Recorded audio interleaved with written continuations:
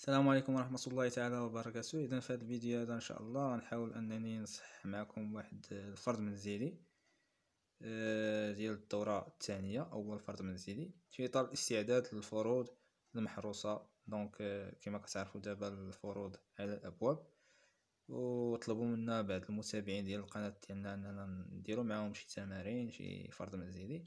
دونك في هذا الفيديو هذا غادي نخدمو واحد الفرض منزلي فيما يخص التمارين، المعادلات، التمارين ديال المتراجحات، ثم المتجهات والإزاحة. دونك قبل ما نبداو كنطلب منكم تضغطوا على زر الاشتراك في القناة باش يوصلكم اي جديد حطيناه في هذه القناة هذه. يلا بسم الله.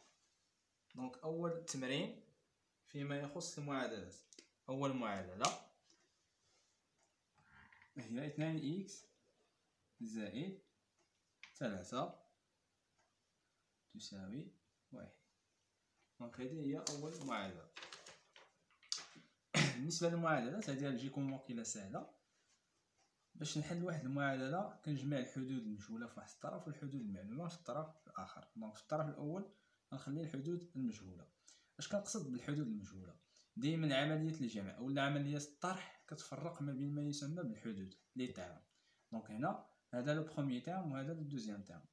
غنرجع دابا هذا العدد المعلوم للطرف الاخر. فاش كنرجعو للطرف الاخر كتغير الاشاره ديالو، يعني اش غيبقى عندي هنا؟ غتبقى ليا 2 x كتساوي 1 زائد 3 غنرجعها للطرف الاخر تعطيني ناقص 3. سي بون. دونك غنحسب دابا 2 x ايكال 1 ناقص 3 كتساوي ناقص 2. الان 2 إكس. شنو هي 2 إكس؟ هي 2 في إكس. هنا بعض الأساتذة كيقول لكم إذا كان عندي عدد مضروب في إكس باش نتخلص من هذا العدد هذا كنرجعو للطرف الآخر وكيولي قسمة صافي. أو لا في المعادلة عندي الحق أنني نقسم على نفس العدد في الطرفين بجوج.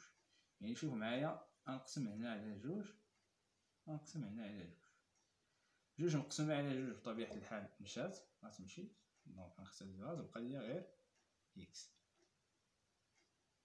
وفي الطرف الثاني تولي عندي ناقص 2 على 2 تساوي دونك إكس ناقص 2 على 2 كتساوي ناقص 1.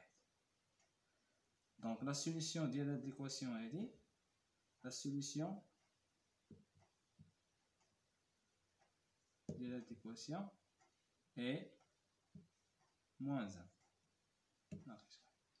ندوزو للمعادلة الثانية. دونك المعادلة الثانية فيها 4 إكس زائد 1 تساوي ناقص 2 إكس زائد 1.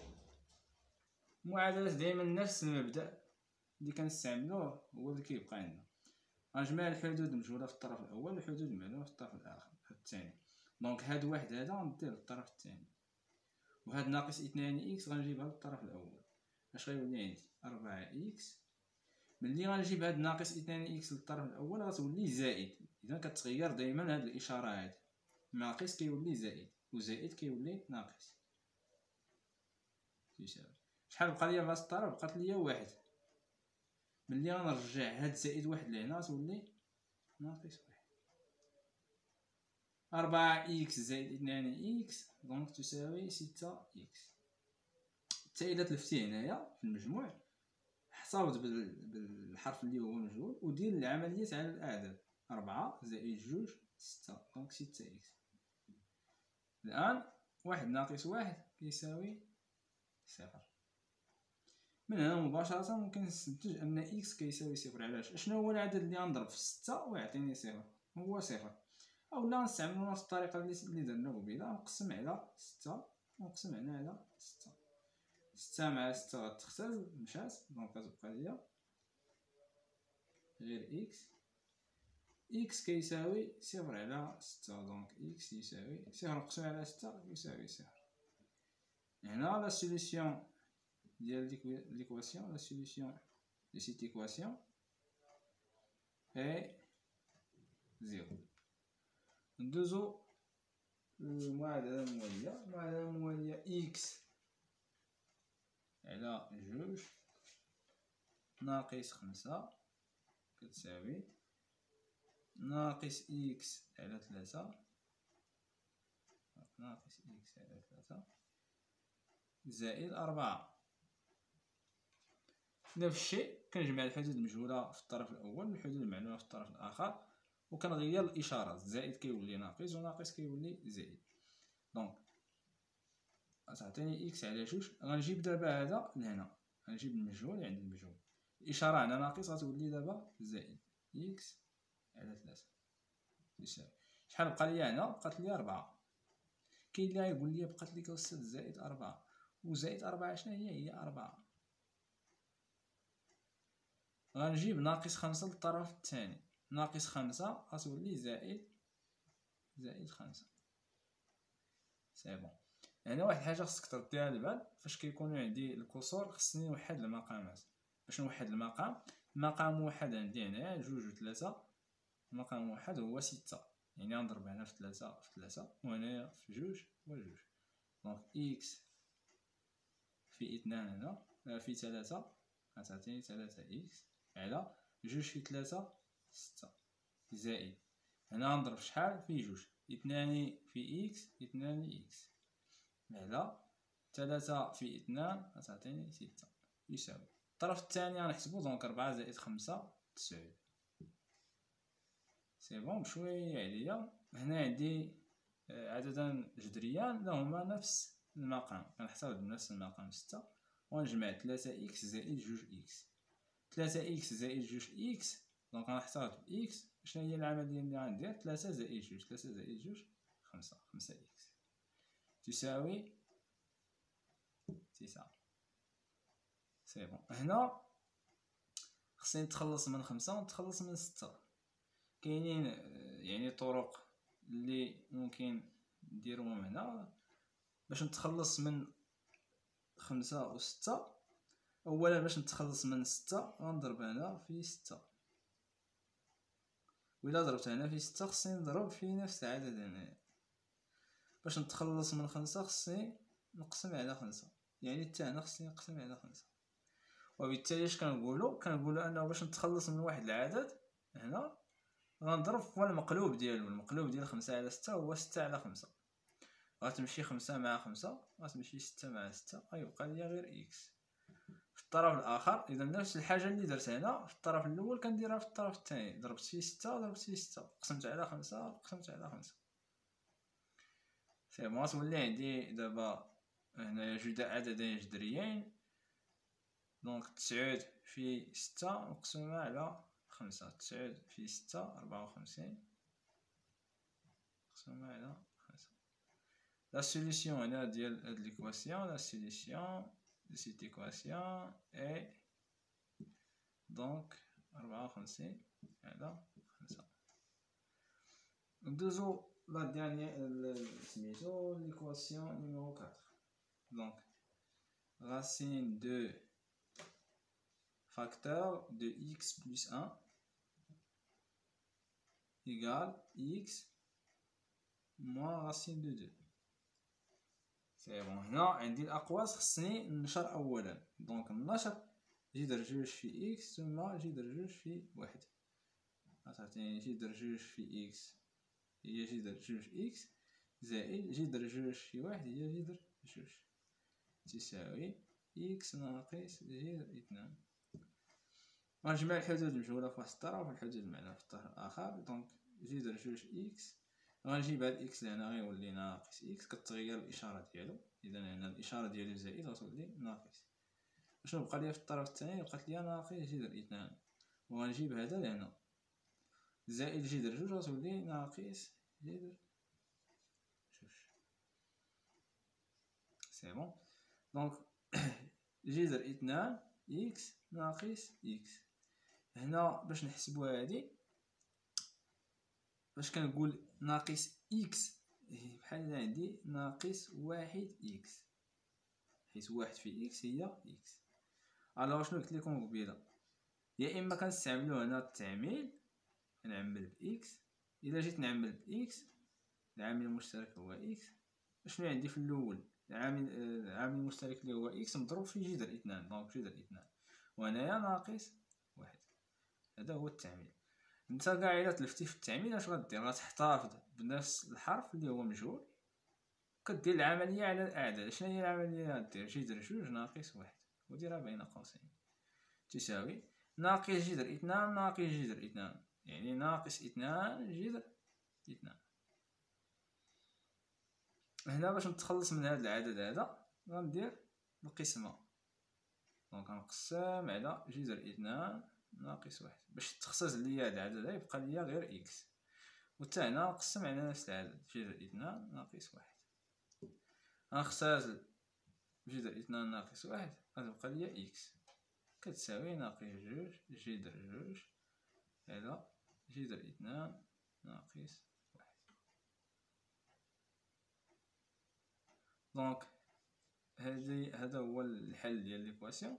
La solution de l'équation égale moins 2 racine de 2 sur racine de moins 1. الآن غنشوفو لي زيكواسيون الأخرين اللي بقاو لينا. دونك الآن المعادلة الموالية x moins 3 le tout au carré égale donc égale 3. هاد المعادلة هادي كاين اللي غيجي يقول لي غننشر باستعمال المتطابقة العامة الثانية. هادي سي لي زونسيتي روماركابل، سي لي زونسيتي روماركابل. نو دونك ما تنشرش، حيت الا نشرتي شوف اش غتعطيك. غتعطيك اكس اس اثنان ناقص اثنان في اكس في ثلاثة زائد ثلاثة اس اثنان كتساوي ثلاثة. اللي كيهمني هنا هو انها تعطيك اكس اس اثنان. واش نتا قادر انك تحل واحد المعادلة اللي فيها اكس اس اثنان؟ هذه كتسمى معادلة من الدرجة الثانية. في هذا المستوى ديالكم ما تقدروش تحلوا هذه المعادلات، وبالتالي ما تنشرش. اش خصك دير؟ غترجع هاد ثلاثة للطرف الأول. اش غيولي عندي؟ غتولي عندي إكس ناقص ثلاثة الكل أس اثنان ناقص ثلاثة كتساوي صفر. ما يبقى لي والو هنا. دابا غنحاول أنني نستعمل المتطابقة الثالثة. المتطابقة الثالثة شنو فيها؟ أ أس اثنان ناقص بي أس اثنان في التعميل بطبيعة الحال. التعميل ديالها هي أ زائد بي عامل ل أ ناقص بي. دونك اش غيكون عندي؟ إكس ناقص ثلاثة الكل أس اثنان ناقص. هذا خصني نرجع على شكل عدد أس اثنان. باش نرجع على شكل عدد أس اثنان ندير جذر ثلاثة الكل أس اثنان. إلا عقلتو على الجذور جذر مع أس اثنان فاش كيكون هذا موجب بطبيعة الحال، دونك كيمشي جذر مع أس اثنان كتبقى ليا ثلاثة. غتعطيني دابا هذا ناقص هذا كتساوي صفر. غنستعمل المتطابقة العامة الثالثة. أ أس اثنان ناقص بي أس اثنان كتساوي أ زائد بي عامل ل أ ناقص بي. شنو هو أ عندي أنا هنا؟ أ هو إكس ناقص ثلاثة هذا كامل. شنو هي بي؟ هي جذر ثلاثة. دونك غتعطيني إكس ناقص ثلاثة ها هو أ زائد بي. شنو هو بي؟ هو جذر ثلاثة. هادشي كامل عامل لماذا؟ عامل ل إكس ناقص جذر ثلاثة ناقص جذر ثلاثة يساوي صفر. دونك أ زائد بي عامل ل أ ناقص بي. غنبسط دابا ما بداخل الأقواس شوية. دونك إكس ناقص ثلاثة غنحيد الأقواس زائد جذر ثلاثة. وهنا غتولي عندي إكس ناقص ثلاثة ناقص جذر ثلاثة كتساوي صفر. غنستعملو واحد الخاصية اللي درتوها في الدرس اللي هي فاش كيكون عندي أ إكس زائد بي فاكتور دو سي إكس زائد دي يساوي صفر. هاد المعادلة اللي على هاد الشكل الحل ديالها شنو هو؟ هذا فهذا كيساوي صفر. مجموع عددين كيساوي صفر، يعني يا إما هذا كيساوي صفر أولا هذا كيساوي صفر ولا بجوجهم كيساوي صفر. دونك باش نحل هاد المعادلة غنخدمو على هادي كتساوي صفر أ إكس زائد بي كتساوي صفر و سي إكس زائد دي كتساوي صفر. هي اللي غنستعملو هنا، غتعطيني إكس ناقص 3 زائد جذر 3 كتساوي صفر، يعني هذا كيساوي صفر و هذا كيساوي صفر. دونك إكس ناقص 3 ناقص جذر 3 يساوي صفر. سي بون. دابا نرجع لإعداد معلومات الطرف الآخر. ناقص 3 ملي غنرجعها للطرف الآخر غتولي زائد 3 اللي هي 3 زائد جذر 3 غتولي ناقص جذر 3 تغير الإشارة ديالها و إكس كيساوي ملي غنرجع ناقص 3 للطرف الآخر غتولي زائد 3 اللي هي 3 ناقص جذر 3 غنرجع للطرف الآخر غتغير الإشارة ديالها تولي زائد جذر 3. يعني هاد المعادلة هادي كتقبل حلين إكس كيساوي 3 ناقص جذر 3 أو إكس كيساوي 3 زائد جذر 3. لي سوليسيون ديال هاد ليكواسيون هادي دونك هنا عندي دو سوليسيون جوج ديال الحلول. لي سوليسيون دو سيت إيكواسيون سون هما اش 3 ناقص جذر 3 اي 3 زائد جذر 3. دونك هذا و هنا كنستعمل و ماشي و 3 زائد جذر 3 جوج ديال الحلول. ندوزو الآن للمعادلة الموالية. دونك إكس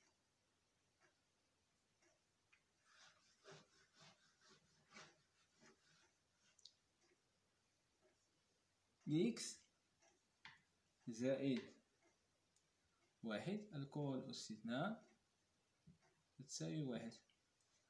نفس الشيء اللي استعملت في هادي غنستعملو هنا، غتولي عندي إكس زائد واحد الكل أس 2. مغاديش ننشر بطبيعة الحال حيت غتعطيني معادلة من الدرجة الثانية. ألوغ غنرجع هاد ناقص هاد واحد لهنا غيولي ناقص واحد، غيبقى ليا صفر في الطرف الثاني. هادي اش كتساوي إكس زائد واحد الكل أس 2 ناقص واحد. ممكن نكتبو واحد أس 2 حيت واحد أس 2 كيساوي واحد يساوي صفر. هذه متطابقة الهامة رقم 3 أ أس 2 ناقص بي أس 2. عندي هو إكس زائد واحد و بي هو واحد.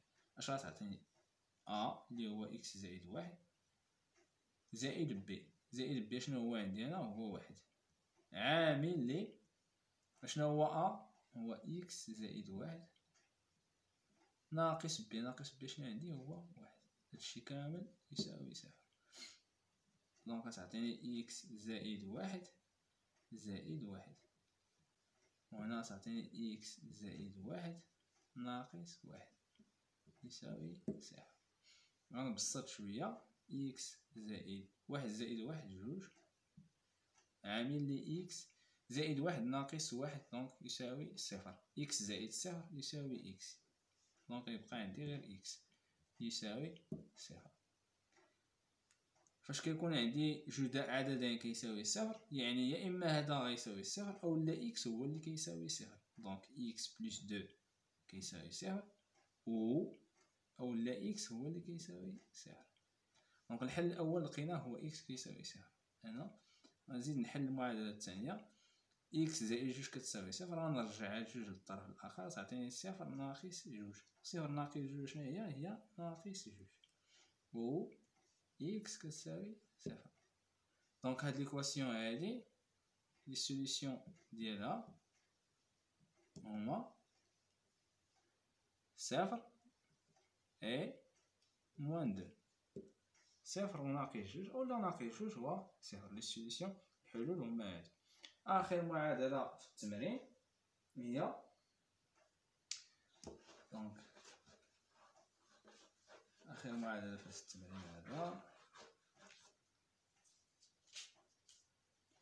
3 إكس زائد واحد عامل لي إكس أس على 2 ناقص واحد يساوي صفر. هنا مباشرة غنستعمل هاد الخاصية اللي قلت لكم في الأول. فاش كيكون عندي جوج عددين كيساوي صفر يعني هذا كيساوي صفر أولا هذا كيساوي صفر. دونك غتولي عندي جوج ديال المعادلات إكس زائد واحد كتساوي صفر و x sur 2 moins 1 égale 0. 3x غنرجع زائد واحد للطرف الاخر تعطيني صفر ناقص واحد اللي هي ناقص واحد، و إكس سور دو غنرجع ناقص واحد للطرف الآخر تعطيني صفر زائد واحد اللي هي واحد. هنا باش نتخلص من ثلاثة غنقسم الطرفين بجوج على ثلاثة، غنقسم هنا على ثلاثة، غنقسم هنا على ثلاثة. فاش غنقسم هنا على ثلاثة غتمشي ثلاثة مع ثلاثة يبقى ليا إكس، وهنا اش غيكون عندي ناقص ثلاثة ناقص واحد على ثلاثة. و باش نتخلص هنا من جوج غنضرب في جوج، ونضرب هنا في جوج، يعني العدد اللي ضربت فيه في الطرف الاول كنضرب فيه في الطرف الثاني. واش غيولي عندي جوج مع جوج غتمشي غيبقى ليا اكس، وفي الطرف الثاني واحد في جوج، دونك اكس غيساوي ناقص واحد على ثلاثة، او اكس غيساوي واحد في جوج جوج. دي سوليسيون هنايا ديال هاد ليكواسيون هادي سون إذا شنو هما -1 sur 3 et 2. دونك هذا هو التمرين الاول في لو دوفوار ا دوميسيل. في الفيديو الجاي غندير لكم التمرين الثاني، دونك غنحبس الفيديو دابا باش ما يجيكمش طويل.